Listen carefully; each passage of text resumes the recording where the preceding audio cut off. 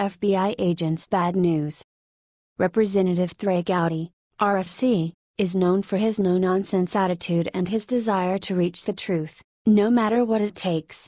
Gowdy's recent pursuit into the depths of conflict for the truth is making members of the FBI and Justice Department very uncomfortable. The House Intelligence Committee has subpoenaed both the FBI and the Justice Department for the documents that may be related to the infamous Trump dossier, according to the Washington Examiner.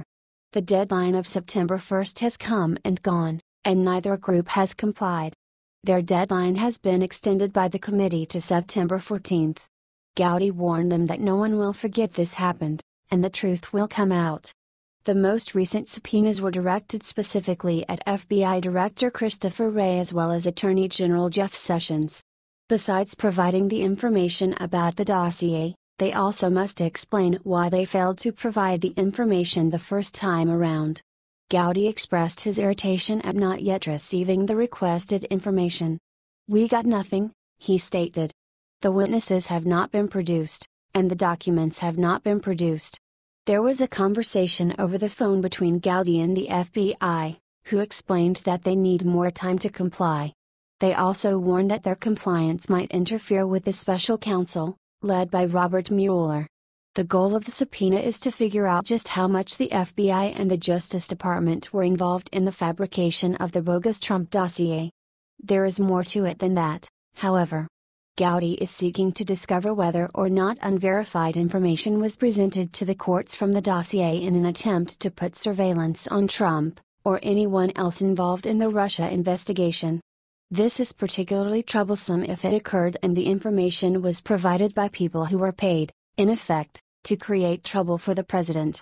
"I want to know the extent to which it was relied upon, if at all, by any of our intelligence agencies or federal law enforcement agencies," Gowdy stated, "and to the extent it was relied upon, how did they vet, or either corroborate or contradict, the information in it?" To simplify for the FBI and the Justice Department, Gowdy said that they don't even have to use the word dossier. He urged them to then substitute the word dossier with the origin of the Russia investigation. It should not change the information that they submit, where they obtained it, and any documents tied to the information. The baseline of information should be virtually identical. As Gowdy noted, it is ironic that a GOP-led Congress is having issues getting information from the Department of Justice, which is led by Jeff Sessions. There should be a desire to share information, not an effort to conceal. Regardless of how the FBI and the DOJ handle the situation, Gowdy is not going to let them off the hook. The truth will come out by hook or by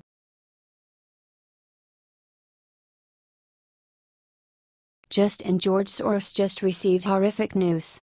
George Soros is a liberal, elitist billionaire who has never made his agenda a secret, not quite, anyway. The organizations he funds show exactly what he wants for the United States. Now he has received some news that is going to shake him to his core. A recent petition has made its rounds, and now it is well over its 100,000 signature mark. The purpose of this petition is to unmask George Soros once and for all. Per the website, their goal is for the White House to declare George Soros a terrorist and seize all of his related organizations' assets under RICO and DEA law. The petition was created by a user who is simply going by EB, and was created on August 20, 2017. The initial date for 100,000 signatures was set for September 19.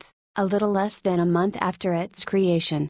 As of September 8, there are currently more than 143,000 signatures and counting. People are becoming wise to the terror that Soros has managed to inject into our republic, and they demand answers and consequences. According to the petition, George Soros has been working feverishly with his nearly unlimited money supply to destabilize the United States. They claim that Soros has created and funded dozens, and probably hundreds, of discrete organizations whose sole purpose is to apply Alinsky model terrorist tactics to facilitate the collapse of the systems and constitutional government. Now that the petition has reached the set number of signatures needed, the White House is obligated to respond.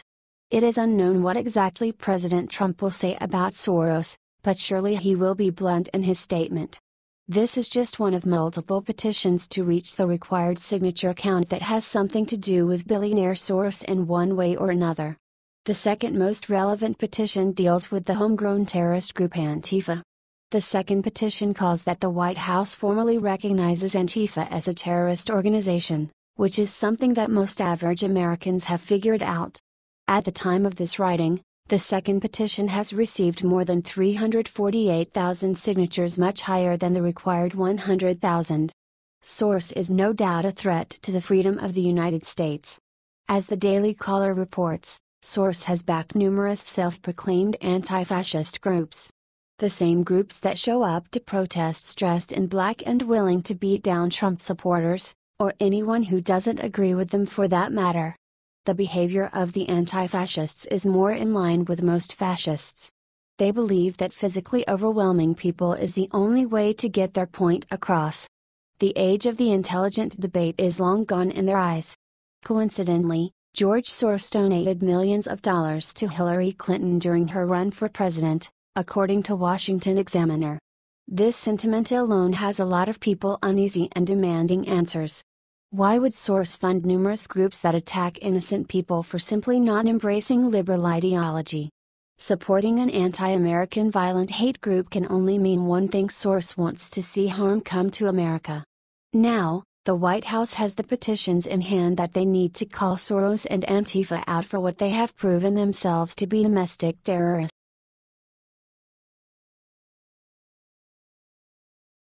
Watch CIA agent breaks silence and blows the whistle to reveal Obama's real identity. Donald Trump's presidency so far has shone a light on the White House's war with the deep state. One former member of the intelligence community has spilled the beans about the Obama administration's cooperation with the deep state. Former CIA analyst, and retired U.S. Army Reserve Lieutenant Colonel, Tony Shaffer, told Fox News back in February that the Obama administration was behind the public leaks of Lieutenant General Mike Flynn's phone calls with Russian officials. According to Mr. Shaffer, the blame belongs at the feet of John Brennan and James Clapper. These two former CIA chiefs have long been suspected of running counterintelligence operations against the Trump administration.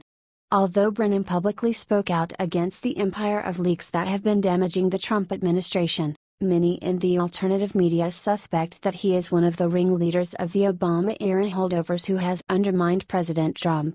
In particular, one conservative news outlet accused Brennan of collaborating with British and Estonian intelligence agents in order to smear Donald Trump as a quasi-Russian agent.